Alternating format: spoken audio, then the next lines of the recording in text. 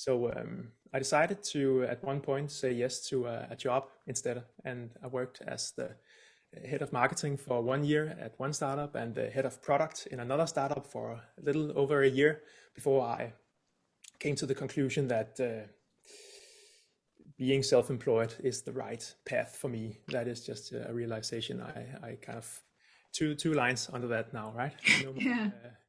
running around and trying to do other things. So compared to then, well, now I had my best month ever last month. Oh, I brilliant. was doing a little over $10,000, and that's half of what we did in the agency days. But now it's just me. So this whole solopreneurship slash company of one game is about profitability and keeping your cost low, and so you can keep as much of the revenue as profit as possible. So yeah, I'm at a really good place now, and I think it's a lot of fun, much more calm and not so stressful as being an agency owner. Less sales, more marketing. I like that, and more creation and less administration. So it's a good place I'm at now. I really like this kind of simpler, smaller, and more agile setup I have now as the company of one I am now. That's awesome. I think people overlook that entrepreneurship isn't just always a solopreneur. It's often an agency of people, a group of people, several people working to different things. And yeah, I think they say, oh, this is how much money we made over the month, but you've still got to take away all your costs and then pay everyone as well.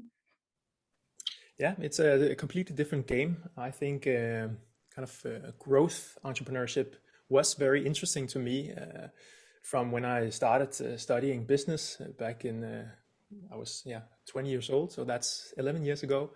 I studied business at Copenhagen Business School, and I got into this whole entrepreneurial world, started reading all these books and, the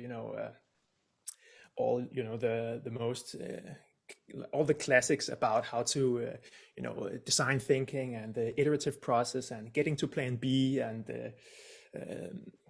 the lean startup, all those books. And I really loved this whole kind of growth mindset around building a huge company impacting 1 billion people, right?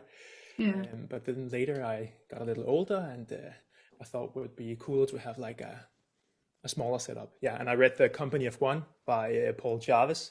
Okay. And he's talking about solopreneurship as the idea of having a company that you're working on. You're not the company yourself. Well, you're not freelancing. You're not selling your skill sets. You're building a company, but you're the only one doing it, right? So it's kind of a thing in between. It's not freelancing and it's not growth entrepreneurship. I think it's a really nice balance in between. Okay, and do you find that you maintain a better work-life balance because you're responsible for just yourself? I don't necessarily think that I work more or less now.